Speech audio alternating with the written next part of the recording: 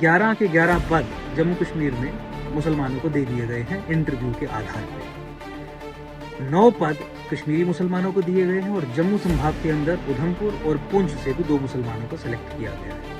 370 और 35A को backdoor से रीइंट्रोड्यूस करने के बाद मोदी सरकार ने पिछले कई वर्षों में ये तय किया है और दिखाया है कि जम्मू कश्मीर में पब्लिक पोस्ट जो हैं वो भी धर्म के आधार पर ही बांटी। आरजीएसए के तहत हुई रिक्रूटमेंट का मामला अब लगातार तूल पकड़ता जा रहा है। वरिष्ठ वकील और एकम सनातन भारत दल के प्रमुख अंकुर शर्मा ने वीडियो जारी कर भारत सरकार पर निशाना साधा है।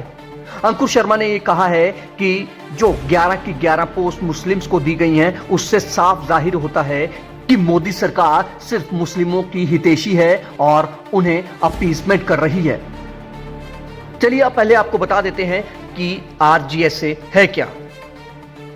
दरअसल राष्ट्रीय ग्राम स्वराज अभियान 24 अप्रैल 2018 को पंचायती राज मंत्रालय भारत सरकार की एक छत्र योजना के रूप में शुरू किया गया था। यह ग्रामीण क्षेत्रों में पूरे भारत में पंचायती राज प्रणाली को विकसित और मजबूत करने के लिए प्रस्तावित एक अद्वितीय योजना है। इस स्कीम के तहत ही जम्मू कश्मीर में भी रिक्रूटमेंट प्रोसेस शुरू किया गया और जिसके लिए थीमेटिक एक्सपर्ट ई गवर्नेंस की पोस्ट थी, thematic expert decentralised planning, local governance, thematic expert policy and research, social inclusion, thematic expert women and child, thematic expert, इसके साथ consultant information education and communication expert के अलावा data entry operator के लिए post निकाली गई थी।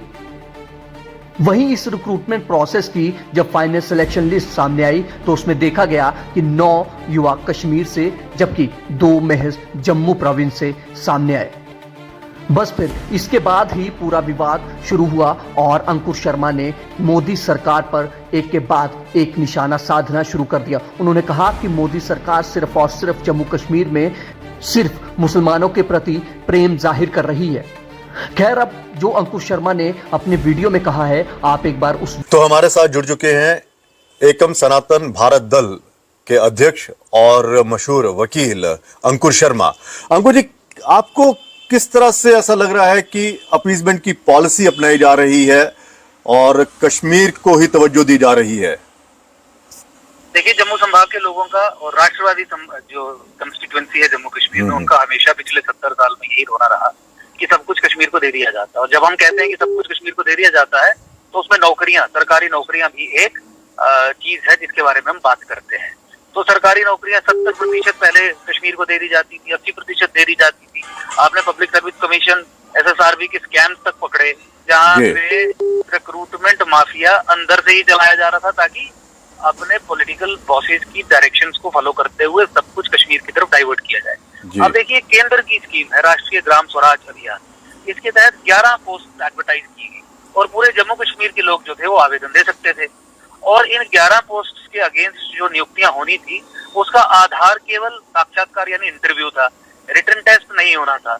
और इंटरव्यू के आधार पे जब आप 11 की 11 पोस्ट एक समुदाय विशेष यानी मुस्लिम समाज को देते हैं, उसमें से भी 9 जो है वो कश्मीरी मुसलमान को देते हैं। उधमपुर और पुंछ से जो जम्मू संभाग के एरिया है वहां पर भी मुसलमानों का चयन करते हैं। तो ये क्लियरली आपकी नीति और आपकी प्रायोरिटीज को दर्शाता है। और सरकार की पॉलिसी, खासकर मोदी सरकार की पॉलिसी इस समय मुस्लिम अपीसमेंट, जिसे वो तृप्तिकरण और संतुष्टिकरण का नाम देते हैं, जो ग्रेजुएट होके तुष्टिकरण से बहुत बड़े बड़े आयाम पार कर चुकी है, उसकी है।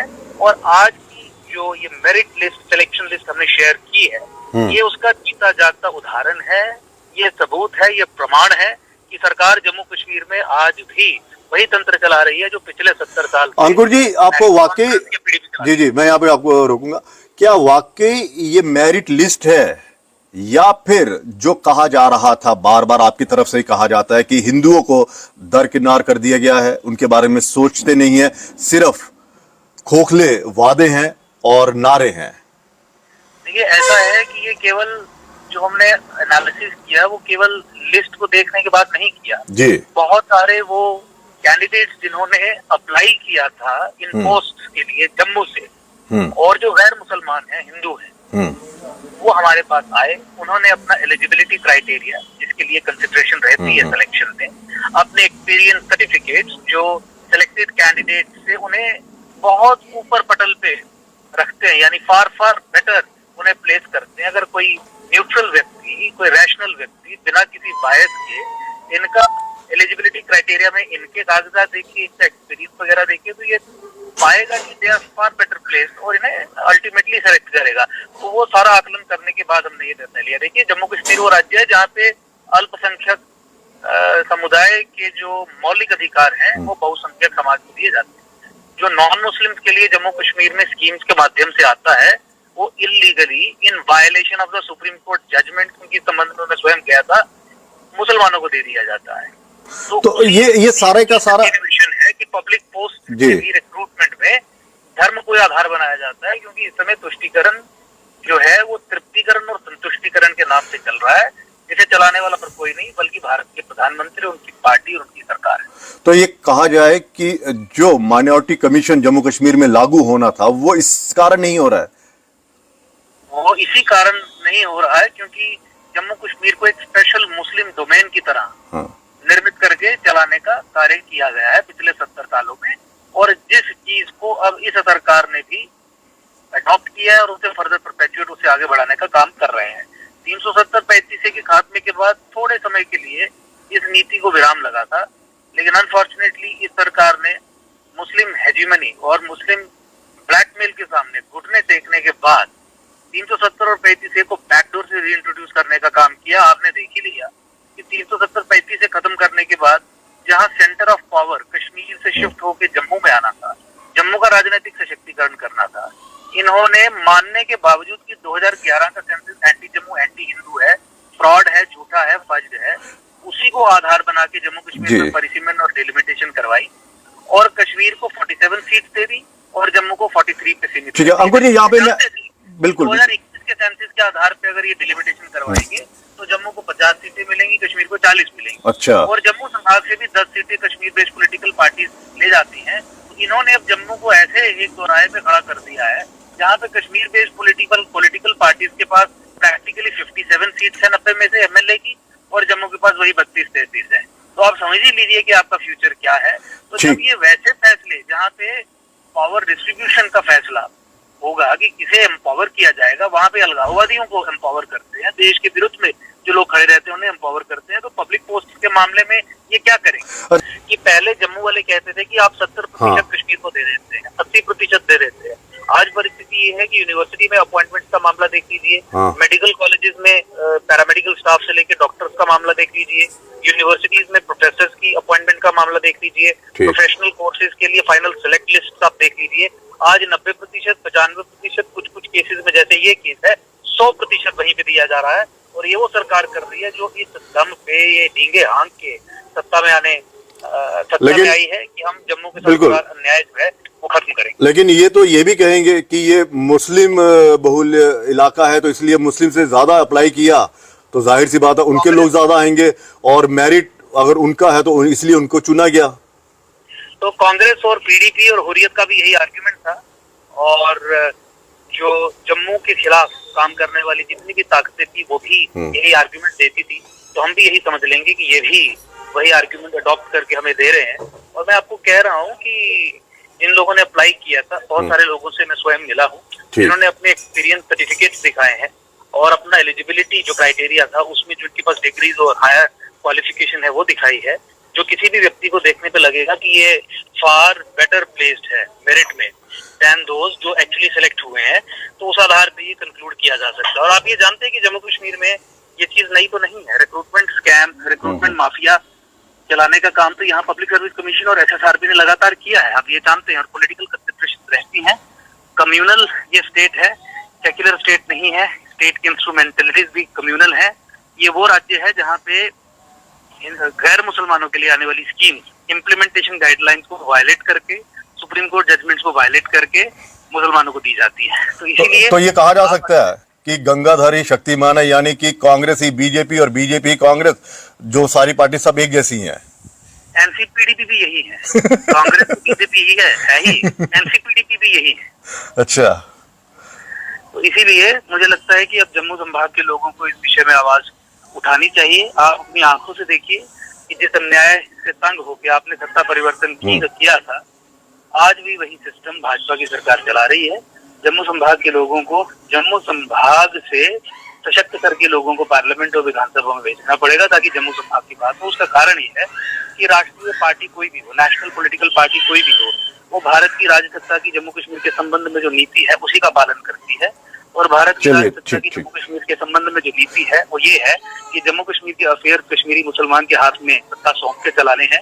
और इस अरेंजमेंट में जम्मू सेकेंड ऑर्डर स्टेटस में रहेगा, फॉरवर्ड स्टेट में रहेगा, कश्मीर की एक कॉलोनी मात्र बन के रहेगी। मतलब इनका पैराडाइज है तो ये निहित है कि आपको नौकरियां भी नहीं मिलेंगी, आपके इलाके भी डेवलप नहीं होंगे, आपके जो रिलीजियस डेस्टिनेशन हैं वहां तक सड़कें नहीं पहुंचेंगी। आप परमंडल का देख लीजिए, बाकी सारी जगह का देख लीजिए, आपके टूरिस्ट एरियाज डेवलप नहीं होंगे। वो नहीं डेवलप होंगे तो आपको एम्प्लॉयमेंट में भी जो है प्राइवेट एम्प्लॉयमेंट से भी आप हाथ धो बैठेंगे। तो ये हमारी नियति है। तो ठीक है अंकुर जी, यहाँ पे मैं आपको रोकूंगा। कुल मिलाकर ये कहा जाए, ये जो दावे करते हैं कि हिंदू मुख्यमंत्री बनेगा, अगर जिस तरह से जम्मू कश्मीर को यूटी बनाया गया है, सीट्स में जो बदलाव किए गए हैं ये इसलिए किए गए हैं कि हिंदू क्यों नहीं बन सकता, तो ये सारे ड्रामे हैं, लोगों को गुमराह करना, उनके भावनाओं के साथ खेल रहे हैं, खिलवाड़ कर रहे हैं। देखिए, हिंदू मुख्यमंत्री बनने का जो सपना है वो केवल एक ही तरीके से साकार हो सकता है, वो है जम्मू कश्मीर का पुनर्गठन। जिस पुनर्गठन में जम्मू को अलग सेपरेट स्टेट बनाया जाए ताकि जम्मू से मुख्यमंत्री हो और जो हिंदू मुख्यमंत्री होगा, और कश्मीर को 2 हिस्सों में तोड़ा जाए, 2 केंद्र शासित प्रदेशों में तोड़ा जाए, ताकि वहां पे जिन हिंदुओं के साथ अत्याचार 1990 के दशक में हुआ, जातीय नरसंहार जिन हिंदुओं का हुआ, उनकी वहां पे स्थापना हो सके और इस्लामीकरण के प्रोसेस को रिवर्स करने के लिए एक geopolitical strong Hindu foothold 100% Islamised Kashmir में स्थापित किया जा सके, तब हो सकता है। आज भाजपा ये नहीं कहती है कि हिंदू मुख्यमंत्री होगा, भाजपा कहती है कि भाजपा का होगा। नहीं, पहले तो यही था ना, पहले वो कर चुके हैं। अब वो बिल्कुल साफ तौर पे ये कहते हैं कि हिंदू और मुसलमान के कॉन्टेक्स्ट में ना पूछिए, भाजपा का होगा, और वो कश्मीर से भी हो सकता है। अच्छा, तो अब आप कोई एक्शन लेंगे, कोर्ट का दरवाजा खटखटाएंगे जिन बच्चों के साथ अन्याय हुआ है, जिनको उनका हक नहीं मिला? देखिए, कोर्ट का दरवाजा सिलेक्शन मैटर्स में वो लोग खटखटा सकते हैं जो जिन लोगों ने सिलेक्शन प्रोसेस में पार्टिसिपेट किया है। बिल्कुल बिल्कुल, जो आपके पास आएंगे। इस संबंध में कुछ आवेदनकर्ता मेरे संपर्क में है। अगर वो चाहेंगे तो फ्री ऑफ कॉस्ट उनकी जो लीगल बैटल है वो हम कोर्ट में लड़ेंगे, लेकिन पॉलिटिकली तो हमने इस इशू को टेकअप किया ही है। और मुझे लगता है कि इस तरीके के विषय जो इश्यूज हैं वो पॉलिटिकली ज्यादा अच्छे तरीके से टेकअप किए जा सकते हैं, क्योंकि अथॉरिटीज ही हैं जो फ्रॉड परपेचुएट कर रही है, जो फ्रॉड अनलीश कर रही है। तो कोर्ट में जब अथॉरिटीज ही फ्रॉड परपेचुएट कर रही हो तो केसेस को हैंडल करना थोड़ा सा डिफिकल्ट हो जाता है और उसके रिजल्ट्स जो हैं या तो वो लटक जाते हैं तो या फिर उसमें कुछ पॉजिटिव होने में बहुत समय लगता है। चलिए अंकुर जी, बहुत बहुत शुक्रिया इस तमाम बातचीत के लिए। तो अंकुर शर्मा इनका दोस्तों, आपने देखा होगा कैसे भाजपा की नरेंद्र मोदी सरकार मुस्लिम तुष्टिकरण व तरफतीकरण कर रही है, देश के संसाधनों को लूटकर व सनातनी हिंदुओं के हकों को मारकर। दोस्तों, ऐसा ही भाजपा की नरेंद्र मोदी सरकार ने जम्मू कश्मीर के अंदर राष्ट्रीय ग्राम स्वराज योजना के तहत 11 पदों पर रिक्वायरमेंट निकालती है, जिसमें से 9 कैंडिडेट को कश्मीर से भर्ती किया जाता है व 2 कैंडिडेट को जम्मू से सिलेक्ट किया जाता है। टोटल 11 सिलेक्ट कैंडिडेट जो कि सभी के सभी मुस्लिम होते हैं। दोस्तों ऐसा लगता है कि भाजपा को व नरेंद्र मोदी सरकार को सिर्फ मुस्लिम ही पसंद है, देश के सनातनी नहीं। दोस्तों, इसलिए तो भाजपा की नरेंद्र मोदी सरकार 300 से ज्यादा योजनाएं सिर्फ मुस्लिम समुदाय को ध्यान में रखकर ही चला रही है। दोस्तों, अब तो भाजपा के नरेंद्र मोदी सरकार के नेता सार्वजनिक रूप से यह बोल रहे हैं कि जो कांग्रेस 70 साल में मुस्लिम समुदाय को नहीं दे पाई, हमने मात्र 8 से 9 सालों में मुसलमानों को वह दे दिया। इसलिए तो दोस्तों, उज्ज्वला योजना के अंदर 35% से अधिक लाभार्थी सिर्फ मुस्लिम है और प्रधानमंत्री आवास योजना के अंदर भी 30 से 35% लाभार्थी सिर्फ मुस्लिम है। दोस्तों, ऐसा ही सीखो व कमाओ योजना के अंदर हर मुस्लिम युवक को 25,000 रुपये दिए जा रहे हैं। दोस्तों, यूपीएससी के अंदर सिविल सर्विसेज की कोचिंग के लिए भाजपा की नरेंद्र मोदी सरकार तुष्टिकरण के कारण हर कैंडिडेट को 1 लाख रुपए की आर्थिक सहायता दे रही है। दोस्तों, ऐसे प्रधानमंत्री शगुन योजना के अंदर हर मुस्लिम युवती को 50,000 रुपये दिए जा रहे हैं। दोस्तों, उनके लिए मदरसे बनाए जा रहे हैं, मदरसों को आर्थिक सहायता दी जा रही है भाजपा के नरेंद्र मोदी सरकार में। दोस्तों अभी मदरसा घोटाला अभी उजागर हुआ था, जिसके अंदर 150 से 200 करोड़ रुपए का घोटाला हुआ है मदरसे में, जिसमें भाजपा की नरेंद्र मोदी सरकार तुष्टिकरण में इतनी डूब गई है कि वह यह भी पता नहीं लगा पा रही है कि कौन सा मदरसा लीगल है, कौन सा अलीगल है। बस सबको पैसे दिए जा रहे हैं तुष्टिकरण के कारण। दोस्तों, भाजपा की नरेंद्र मोदी सरकार इसी मुस्लिम तुष्टिकरण के कारण सनातन के एक भी मुद्दे पर कार्य नहीं कर रही। चाहे हमारी गौ माता हो, गौ माता पर भाजपा की नरेंद्र मोदी सरकार अभी तक राष्ट्रीय व्यापी कानून नहीं बना पाई है। आज गौ माता की यह हालत हो गई है देश के अंदर कि भारत आज गौमांस निर्यात में नंबर 1 की पायदान पर आ खड़ा हुआ है। दोस्तों, जो प्रधानमंत्री हमारी गौ रक्षकों को, जो हमारे गाय की रक्षा करते हैं, उनको गुंडा कहता हो, वह उसकी संवेदना आप जान सकते हैं गौ माता के प्रति। दोस्तों, ऐसे ही जो हमारे पड़ोस के देशों में पाकिस्तान, अफगानिस्तान, बांग्लादेश के अंदर जो हमारे हिंदू प्रताड़ित हो रहे हैं, उनको 2019 में सीए के नाम पर उनसे वोट लिए गए थे। आज 2023 चल रहा है, सीए की नियमावली आज तक नहीं बनी, वो भी मुस्लिम तुष्टीकरण के कारण। दोस्तों, नई यूसीसी पर कार्य किया जा रहा है, नई जनसंख्या नियंत्रण पर कार्य किया जा रहा है, नई जनसंख्या असंतुलन पर कार्य किया जा रहा है, नई धर्मांतरण पर कार्य किया जा रहा है, और नई दोस्तों समीकरण की प्रक्रिया तेजी से बढ़ रही है, उस पर कार्य किया जा रहा है। दोस्तों, ये भाजपा की मुस्लिम तुष्टीकरण व तब्तीकरण नीति के चलते आज सनातन दोयम दर्जे का नागरिक बनता जा रहा है। सनातनी अपने मुद्दे उठा भी नहीं पा रहा है। जो भी सनातन के मुद्दे को उठाया जाता है, भाजपा की नरेंद्र मोदी सरकार उसे कुचल देती है। दोस्तों, आज भाजपा के राज में आज सनातनियों की यह हालत हो गई है कि जब भी देश के अंदर दंगा होता है तो दंगा करने वाला एक विशेष समुदाय से होता है, लेकिन अरेस्ट करने वालों में सबसे ज्यादा संख्या सनातनियों की होती है। दोस्तों, आज सनातनी मार भी खा रहा है, पत्थर भी खा रहा है, और अरेस्ट भी सनातनी हो रहा है। दोस्तों, आज ये हालत हो गई है दोस्तों भाजपा की। दोस्तों, ऐसे ही भाजपा ने राजस्थान के अंदर जब नूपुर कांड के अंदर कन्हैयालाल की गर्दन करती है, कन्हैयालाल की गर्दन काटने वाला भी भाजपा का अल्पसंख्यक मोर्चा का सदस्य होता है, और उसी कन्हैयालाल की गर्दन काटने के नाम पर भाजपा की नरेंद्र मोदी सरकार आज वोट मांग रही है। दोस्तों, ये भाजपा का दोहरा चरित्र है। एक तरफ भाजपा की नरेंद्र मोदी सरकार तुष्टीकरण भी करती है, और दूसरी तरफ हिंदू हृदय सम्राट बनने का ढोंग भी करती है। दोस्तों, इसलिए भाजपा की नरेंद्र मोदी सरकार की इन नीतियों को जानिए, इनका दोहरे रवैये को जानिए और उनको समझिए, ताकि आप अपना निर्णय, अपनी सोच बना सके। इसलिए दोस्तों, भाजपा के इन कुकर्मों को देखते हुए एकम सनातन भारत दल के राष्ट्रीय अध्यक्ष माननीय अंकुश शर्मा जी ने इस पार्टी की घोषणा की थी, इस पार्टी को लॉन्च किया था।